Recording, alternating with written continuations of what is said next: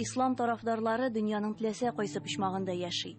Бу дин төрле яшьтәге, төрле статустагы, төрле милләт вәкилләрен бер өммәт итеп яшәтә. Австралиядә булсынмы, Татарстанда яшәсенме, алар бер-берсенә кардәш. Әмма шул ук вакытта дөньядагы хәзерге вазгыять мөселманнар күпләп яшәгән илләрдә дә үзара каршылык барлыгын күрсәтә.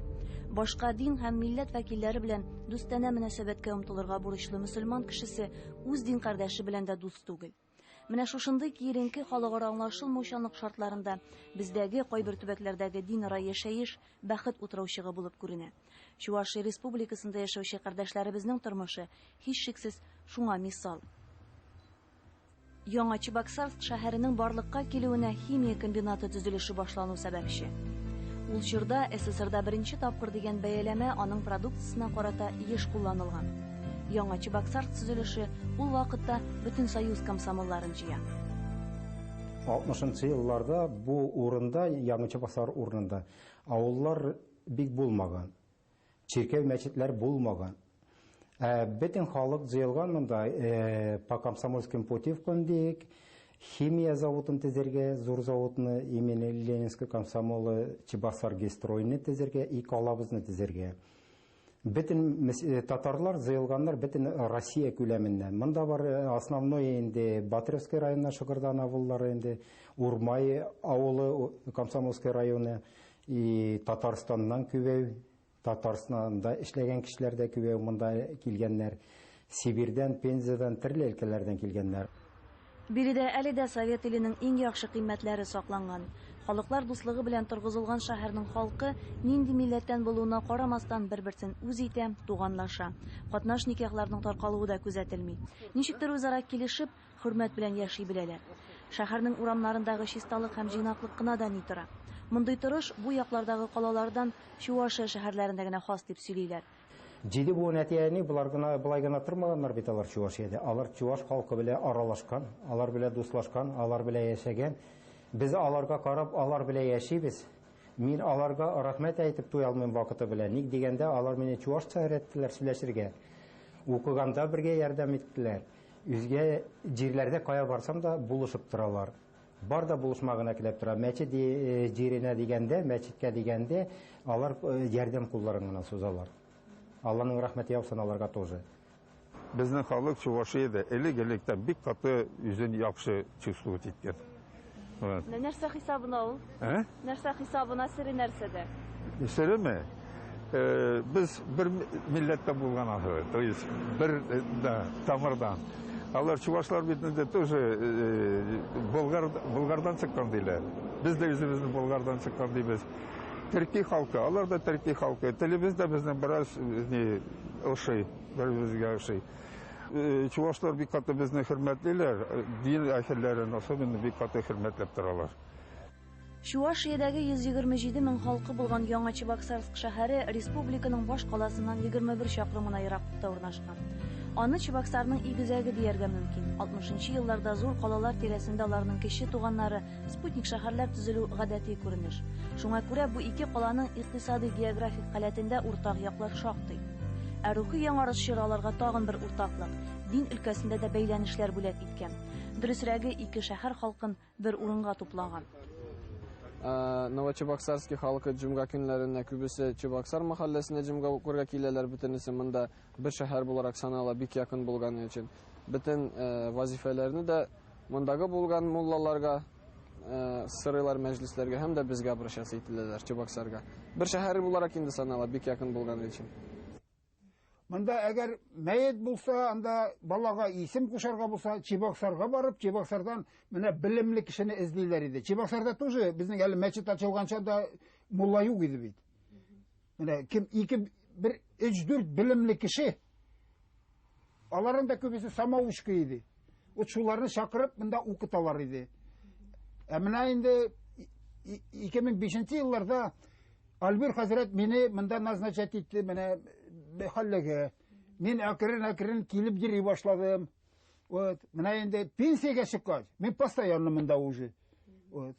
Менә җомга намазлар алып барам, мәйтләр күмәм, балаларга исем кушам, Никах була икән, никах укырга киләм. Күп милләтле Яңа Чебоксар шәһәрендә милләттәшләребез шактый. Сон ягыннан 3нче урында. Яңа калага алар социалистик төзелешкә килгән булса, гомумән Чувашиядә татарлар җирле халык. Яңа кала тирәсендә дә алар гомер бакый яшәгән. Без Яңа Чебоксардан 15 километр ераграк Атлашево дигән авылның уртасында хәзерге вакытта була инде. Монда булган вакытында 4 кабер ташы диек инде. Икесе Краеведческий музейга киткән, берсе каядыр, берсен ватып тоже югалганнар инде вакытына күрә. Кабер ташлары ул мөселманнарныкы булган инде. Хәзерге Атлашево авылына 16нчы гасырда нигез салынган дип сөйлиләр. Атлаш исемле чуваш егете Явыз Иван гаскәрләре тарафыннан кырылган мөселманнар җирлегенә килеп чыга һәм мугҗиза белән генә исән калган кызны күреп ала. Аны коткара һәм соңрак татар-мөселман туташын үзенең хәләле итә. Бу хәлләр хәзер легенда кебек кенә тоелса да, чуваш халкы аңа ихтирам белән карый. Зиратта күмелгән кешеләрнең рухын кузгатырга батырчылык итми. Шуның бәрабәренә әлеге урын ачык калган. Аны хәтта кыймалап, зыян салудан аерып куйганнар. Бейек Ватан сугышында катнашучыларга бер ягында куелган һәйкәл шул тора. Икенче башында бер апалар тирәсендә да семья белән кечерәк кенә шул кирпич кечерәк кенә семья корыда. Табыр башында инде детский площадка куйганнар, но балалар да бик күп бирергә тырышмыйлар монда. Шулай булгач, Чувашиянең ширкәүле калаларында айлы манаралар калку тарихи гаделлек тә булып чыга. Есть малые цены, поэтому. Да. Давай шәкерттән азат торыйк. Ки азат. Әйтсен азат. Әйдә, Радик, азан әйтәл улым. Әйдә, бас аны. Шәкерт дигәннәре Уфада Россия Ислам университетында укучы Радик Сафиуллин. Бу шәһәрдә беренче тапкыр азан әйтә. Бу аның өчен сынау да, имтихан да, тәҗрибәле дин әһелләре алдында үзен таныту да. Allahu Ekber, Allahu Ekber, Allahu Ekber, Allahu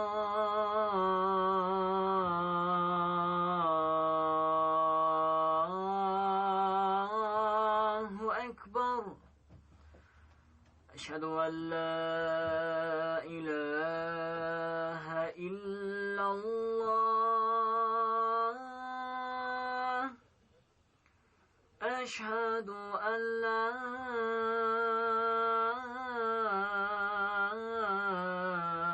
إله إلا الله.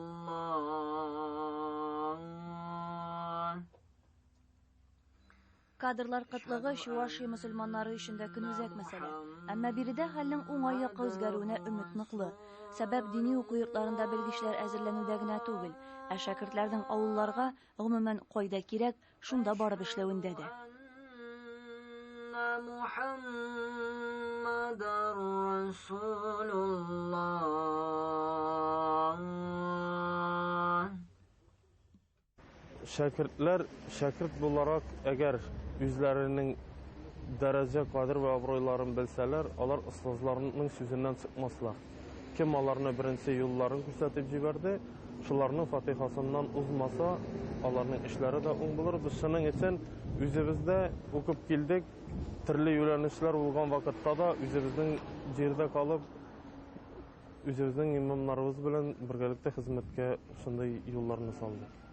Бу әлбәттә кирәк нәрсә. Әлхәмдүлилләһ насыйп итте шулай практикаларга ярыйга, мондый җирләргә кемдер безнең мәдрәсәләрдән тоже ибарәләр, кемне бер бу авылга, кемне дә бу авылга ибарәләр. Вот миңа насыйп итте бу Яңа Чебоксар шәһәренә. Менә имам әйтә, монда бөтен шартлар да бар ди. Яшәргә, монда торырга һәм монда хезмәт итәргә килер идегезме укуын тәмамлагач? Ничек белисез? Ну, ничә әйтергә? Сорау катлаулырак, чөнки мин үзем әле нитмәгән, решетмәгән кая ничек итәргә. Ну, үземнән генә түгел инде. Хәзрәтләр кая нитәләр, направлять итәләр. Бездә шулай бит. Хәзрәт әйтсә, итаат итеп, шул җиргә барасың укытырга. Әгәр әйтсәләр, хәзрәтләр, насыйп итсә монда укытырга, монда да укытабыз. Менә шулай алмаш килүгә сез каршы түгелме үзегезгә? Юк, мин бик рәхәтләнеп анарга тапшырам. Менә яшьләргә ул тем более анарга практика була монда. Вот әле менә мин әйтеп торам анарга җомга намазларында укытырга, менә җомга намазларында укытырга. Вот. Уста шәкертме? Булдырамы? Булдыра Алла буйса. Матур иттереп кенә вәгазь сөйли, аннан укыта. Вот. Яңа Чебоксарскида яшәүче татарлар узган ел Сабантуй бәйрәмен оештырган. 50 елга беренче Сабантуе булган ул. Инде хәзер Спутник калада беренче мәчет торгызырга җыенып яшиләр. Халкыбызга кирәк мәчет. Мәчет кирәк бит ул ничек әйтергә кирәк? Ислам дине бит Коръәнне бездә язылган. Анда бит татар центрлары ниләр юк бит. Тормыш көндәлек эшләребез барсы да безнең язылган, ничек алып барырга, ничек эшләргә. Бөгенге көндә дә килгәндә безнең халкыбыз уже сырый татар теле өйрәнергә, кружок атырга. Фактически кешеләребез бар, урыныбыз юк. Хәзер урыныбыз да булыр, әкертен генә ачырбыз дип уйлыйм. Халыкка кирәк. Татар телен югатмаслар өчен алар өйрәнмәк телиләр. Шулай ук үзебез дә табыркат өйрәнсәк була. Мәчетләр авылда бер генә вазифаны үтәсәләр, кала җирендә ул үтәргә тиеш төрле вазифаны, тормыш вазифасын. Ничек булса да безнең тормышыбыз калада үзгәрәрәк. Аны оештырырга кирәк, аны бергә эшләргә кирәк, бергә алып барырга кирәк. Шуның өчен дә минем үземә күрә тырышлыгым да халыкка булышуым, халык сорауы буенча да эшләвем, аларга булышуым. Моннан 6 ел элек мәхәлләдәгеләр аннан Аллаһ йортын төзү эшен җитәкләүне сорагач, Минкадир әфәнде Рәҗәпов теләп риза була. Әмма бу эш башта уйлаганча бик үк җиңел бармый, күп вакыт таләп итә. Буларны таныган хәлдә дә Минкадир әфәнде аны ахырга кадәр башкарып чыгарга тели. Беренче бирелгәч мәчетебез урынына безнең зур сынау үттек инде. Шул сынауны үтәр өчен халкыбызның киңеле калыбы килебрәк җитмәгәндер димен. Алар может эшләп тә караганнар, сораганнардыр да, может бирмәгәннәр дә. Мин ул ниләрен алай ук әйтеп бетерә алмыйм. Монда килгәндә инде хәзерге көндә мәчет биргәч инде халык күбрәк йөри, күбрәк катнаша, күбрәк киләләр. Даже балалары еласа да киләләр шунда азан әйтеп укытырга балаларына. Исем куштырырга да шул безнең вагончик кына булса да, алар мәчет дип киләләр уже. Ул безгә бик зур әр биреп уже. Менә монда шул Булат Марат дигән кешедә дәресләр алып барыла. Һәр якшәмбе менә анда 10-15 кеше, элекрәк даже күбрәк тә йөрәделәр. Особенно хатын-кызлар. Алар инде менә Коръән укырга, намаз тәртипләрен бөтенесен өйрәнәләр. Хәзер бик күп хатын-кызлар менә Коръән укыйлар. Бик зур эш бит. Аларга менә Абдурахман дигән бер егет Чебоксардан килеп аларны укытып йөри монда. Әле менә Минкадир хәзрәт инде монда китермәкче булаларны. Менә специально тагы бер вагон куйдык. Аларга дәресләрен шунда дәрес алып барырга. Менә аз-азлап халыкны дингә чакырат, халык дингә килә, Худайга шөкер. Мәчет төзелеше кебек зур эшләр гадәттә нигез салудан башлана. Әмма яңа Чебоксардагы кардәшләребез фундаментлык көч йылганны көтә алмый. Һәм Рамазан аенда булачак мәчеткә керү урынында капка урнаштыру төзелешенең башлангычына әверелде. Хәзрәт, менә бу урын мәчет өчен әйбәт урынмы, хәзрәт? Ну, мен сезгә бер сүз әйтәм. Бөгенгәдә моны нигә Мансур хәзрәткә сөйләп килдем. Чебоксарда безгә мәчет урынын бирделәр, свалка иде бу. Урын, свалка урыны. Анда хәзер президентский бульвар и шу катлиямны җырлар. Алла Тәгаләдән килгәч, бөтен урын Алла Тәгаләне кул. Ямдыртыр. Монда да шулай ямды булыр. Чувашиядә яшәүче татар мөселманнарының үзгә бер сыйфаты бар. Алар зур башлангычларга дәррәү куба, эштә бердәмлек күрсәтә. Тоткан дәрәҗәсенә яки кесәсенең нинди калынлыкта булуына карамастан биредәге татар мөселманнарының һәрберсе ислам диненең ныгуында бер тигез катнаша, үз өлешен кертә. Элек мәчетне салганнар өйлә намазына халык сыйсын өчен. Шулаймы? Өйлә намазына. Хәзер без мәчет салабыз аетта сыйсыннар өчен. Ну, аетка сыялар инде. Аллага шөкер, хәзер сыялар. Ну, тагы мәчетләр салына безнең, салыналар. Моны шундый кемнең җәрәге безнең динебез өчен әрни, алар каталар да әниләр исеменнән мәчет салдыралар. Моны андыйлар бар. Ну, безнең Чувашиядә мәчетләребез ябылып тормый, 5 вакыт намаз укыла. Яңа Чебоксарскның беренче мәчете бу республикадагы 46-нчы мәчет булырга тиеш. Хәзер намаз урыны итеп курылган вагонга намазга килүчеләр күп булмаса да, мәчет күтәртелгәч, гыйбадәт кылучыларның рәте тыгызланыр дип өметләнә имамнар. Мәчет үзе 15-ке 18 булачак. Бейеклеге минаретның 22 метр булачак. Шулай чамалап шуны эшләргә уйлыйбыз инде. 2006 елда ул безнең 16 миллион иде сметный стоимость. Хәзерге көндә инде 22 миллионга чатыргандыр дибез. Шуның белән дә инде мөрәҗәгать ителмәклем эшмәкәрләргә, Россия өлкәсендә эшләүчеләргә кемнәр безгә булышма кили, безгә ярдәм итәргә теләкләре бар икән, ярдәм итәлсә, быел фундамент салып куймак килебез. Теге рәхмәтле кешеләр бар бит. Кайсыдыр әнә плита бирә, кайсыдыр фундаментны ташлар бирә, кемдер әнә кирпич китерде. Менә Рафаил дигән егетебез гравийлар китерде, кирпечләр китерде. Менә шулай ярдәм итәләр. Ышанычыбыз бар, Алла буйса, мәчетне салып чыгарга. Хәзер мәчетләр еш кына эшмәкәрләрнең шәхси теләге һәм матди ярдәме белән төзелә.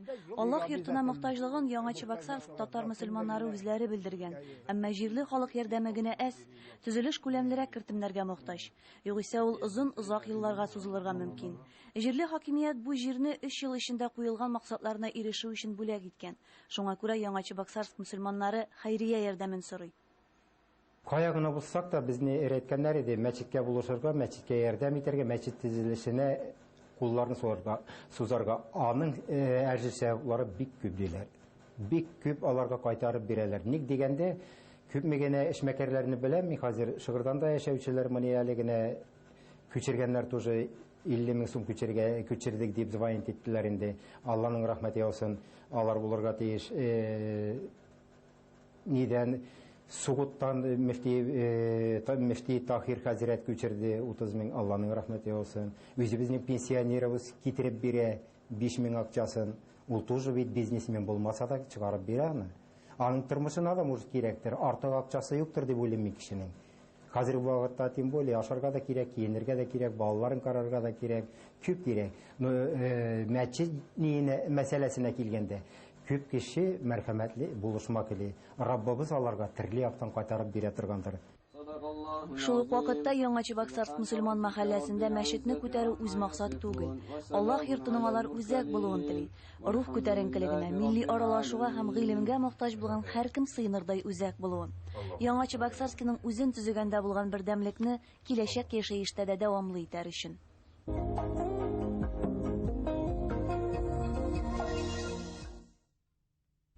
Ассаламу алейкум ва рахматуллахи ва баракатух, хәзрәт. Ва алейкум ассалам ва баракатух.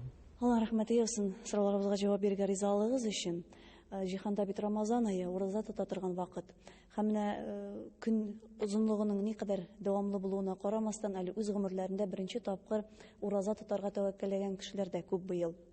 Һәм алардан безгә сораулар да килә. Шу сорауларның кайберләренә җавап бирсәгез, без бик шат булыр идек. Бер әфәнде сорый, миңа 48 яшь, быел гына ураза тота башладым, ләкин намаз укымыйм. Бер иптәшем намаз укымагач уразан кабул булмый дип әйтә. Ул хаклымы дип сорый. Бисмиллаһир-рахманир-рахим. Пәйгамбәрбез саллаллаһу алейһи ва саллям сөйләп калдырган бер күчи хадистә шулай дип әйтелә. Аллаһ Тәгаләгә бер адым ясаган кешегә Аллаһ Тәгалә йөреп кирли. Инде Аллаһ Тәгаләгә карата йөгереп килгән кешегә Аллаһ Тәгалә өшеп килер ди. Шуңа күрә диндә әз гамәл һәм күп гамәл дигән әйбер юк. Кеше никадәр булдыра икән, изгелекне эшләргә тиеш һәм изгелеккә өстәп әйтик инде, өстендәге булган бурычын үтәргә тиеш. Намаз уку белән кешенең иманы үлчәнми. Иман китердем һәм ислам динен мин кабул итәм дигән кеше мөселман булып санала. Ураза тоту да аның бурычы. Берсен үтәмәгәч, икенчесен үтәмәскә дигән сүз түгел.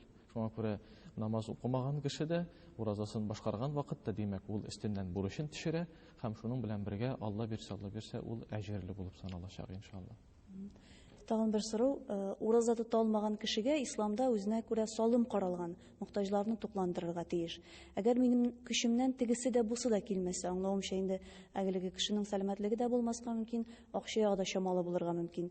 Шушы мин бик гөнаһлымы дип сорый тамашачыбыз. Бисмиллаһир-рахманир-рахим. Пәйгамбәрбез саллаллаһу алейһи ва саллям янына бер кеше килгән иде. Һәм ул Рамазан аенда ничектер үзенең уразасын бозган. Peygamberimizden nasihat сорап әйтте: "Я Расулалла", диде.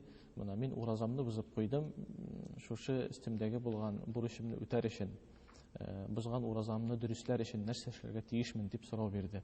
Пәйгамбәрбез саллаллаху алейхи ва саллям әйтте: "Шушы бер көн өчен, бер көн бузган уразаң өчен рәттән 2 ай ураза тота алырсыңмы?" диде. 60 көн. Теге кеше әйтте: "Мин бу хәдәр ураза тота алмамын", диде. "Көчем җитмәс". Соңыннан Пәйгамбәрбез әйтте: "Алай булгач 60 кешене ашат", диде. Теге кеше әйтте: "Я Расулалла", диде, "Мин бу эшне дә башкарырлык хәлем юк", диде. "Фәкыйрь кешемен мин", диде. Шушыннан соң бер ничәдер мизгел үтеп китә, Пәйгамбәрбез шәкертләре арасында була торган була. Бер кеше бер савыт белән хөрмә алып килә.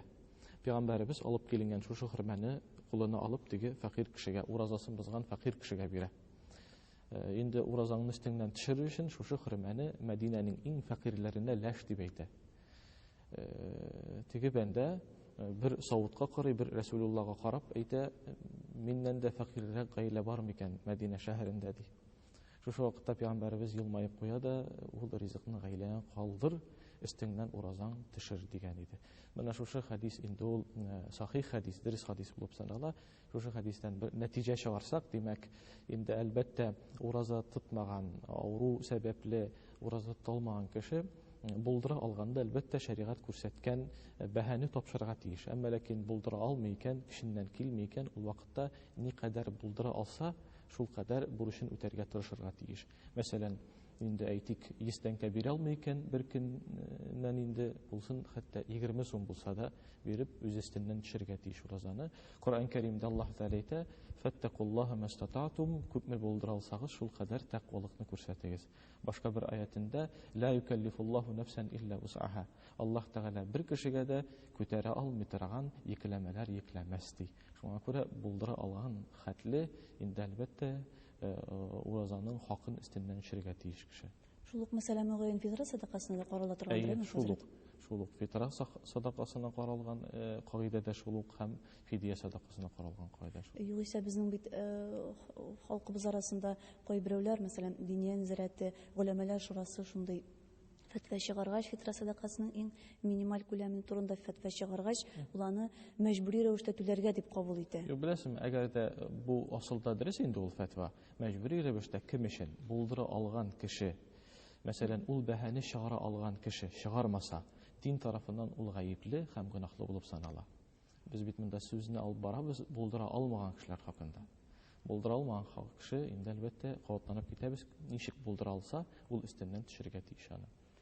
Сәхәргә уяна алмыйм, чөнки эштә бик арыта. Ашарга тормасаң ярыймы дип сорый берәү. Чыннан да сәхәр вакыты бит эшләр тирәсендә төгәлләнә, бик иртә дә, бик соң да дияргә мөмкин бу вакытны. Шәригать кагыйдәләре дип әйтик инде, динебез фарыз итми сәхәргә торуны. Ягъни сәхәргә тормаган кешенең уразасы кабул булмый дигән сүз юк. Киресенчә, Пәйгамбәрбез сәхәрнең бер бәрәкәтле вакыт икәнлеген аңлатып әйтә: "Тәсәхәру фә инна фис-сухури барака", булдыра алсагыз сәхәргә торыгыз, чөнки сәхәр ул бик бәрәкәтле вакыт, теләкләр, дуалар кабул була торган бер вакыт ди. Шуңа күрә инде җавап буларак әйтик, димәк, әгәр дә кеше сәхәргә тормыйча гына уразасын башлый икән, аның уразасы уразадан булып китә. Әмма ул бәрәкәттән мәхрүм булган була дип әйтик инде. Ягъни ураза дөрес булсын өчен сәхәргә тору шарт булып тормый.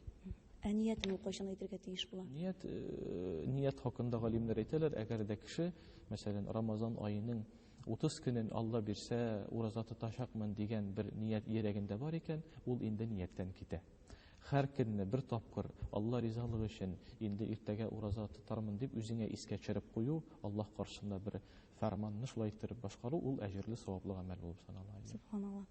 Ялгыш ризык йотудан ураза бозыламы? Ул бозылгач, ураза тотуны дәвам итәргәме, әллә ашасаң да ярыймы? Бу да бик киң таралган сорау. Бу сорауны бирәләр ешкына. Бу Бу сорауга инде кыскача Пәйгамбәребезнең хәдисе белән генә җавап бирик. Димәк, ураза тоткан вакытта бер кеше онытып, ашап куя икән, эчеп куя икән, хәтта тукланырлык дәрәҗәдә ашаган булса да, аның уразасы бозылмас. Ул киресенчә Аллаһ Тәгаләнең бер рәхмәтен белгертү, димәк, бу бәндәне Аллаһ Тәгалә оныттырды һәм үзе ашатты дип Пәйгамбәрбез саллаллаһу алейһи ва сәллям шундый мәгънәдә хәдисен әйткән иде. Димәк, онытып берәр нәрсә ашап кую асылда уразаны бозмый, ул кеше исенә төшкәннән соң башлаган уразасын дәвам итәргә тиеш. Аннан соң казага тотарга тиеш буламы? Бу Инде бу көн югалган ураза дип санала. онытып ашалган вакытта каза кылмый, әмма ләкин теге бер кимчелекле булмасын ул көн дип галимнәрнең насихаты бар, ул көнне бер каза кылып кую инде. Субханалла. Ураза тотучыларга бик авырдыр дип уйлыйм. Чөнки мискеннәр кичке 9нчы яртыда гына ашыйлар, төнге 2дә тагын торырга кирәк. Бөтенләй йокы күрмиләр бит дип борчыла ураза тотучылар өчен бер тамашачыбыз һәм үз-үзеңне нигә шул кадәр көчләргә кирәксең? Минемчә бу гап-гади фанатлык дип өстәгән. Менә моның шикләре чынында ничек билгеләнә? Фанатлык инде монда әлбәттә без кешеләр дөнья өчен тырышлык иткәндә бер-беребезгә беркайчан да фанат дип әйтмибез. Мәсәлән, кеше киң бер йортка кереп ял итер өчен җиде тирен агызып хезмәт итә. Шул гади генә бер мисал китерик инде, кыш көне бәрәңге ашар өчен кеше бәрәңге бакчасына чыга, аны китмәнли, карый, утый, кызу була, авыр була, ләкин аңа карамастан ул авырлыкларны кеше күтәрә, иң соңында аның нәтиҗәсен күрер өчен. Гади генә әйткәндә шул бәрәңгене тәмин иттереп ашар өчен. Пәйгамбәрбез саллаллаһу алейһи ва сәллям әйтә, бу дөнья ахиратның кырыдыр ди. Кем бу дөньяда тырышмаса, киләчәге өчен ниндидер бер тырышлык күрсәтмәсә, димәк ул ахиратта ризыксыз кала дигән сүз. Инде кабатланып китик. Йорт төзегәндә авырлык күреп хезмәт иткән кеше фанат түгел дә, ләкин ахират мәсьәләсендә ничектер бер 12-18 сәгатькә аш калып Аллаһ Тәгаләгә рәхмәтне белгертеп киләчәгеңә әзерләнү ничек фанатизм була алсын? Бу инде һич тә дөрес түгел. Асылда сәламәтлеге булган кешегә аны күтәрергә авыр түгел. Көрешкән бу эшне башкарган кешеләр менә әле бик күп кеше әйтә, хәзрәт диләр, авыр булыр дип уйлаган идек. Аллаһка шөкер, Аллаһ Тәгалә җиңеллек бирде. Шундый җиңел уразалар дип әйтәләр. Рәхмәт, хәзрәт, безнең әңгәмәбез бүген үзенчәлекле әңгәмә булды, чөнки тулысынча тамашачыларыбызның сорауларын аңлатырды. Рәхмәт җавапларыгыз өчен. Алла рәхмәт ясасын.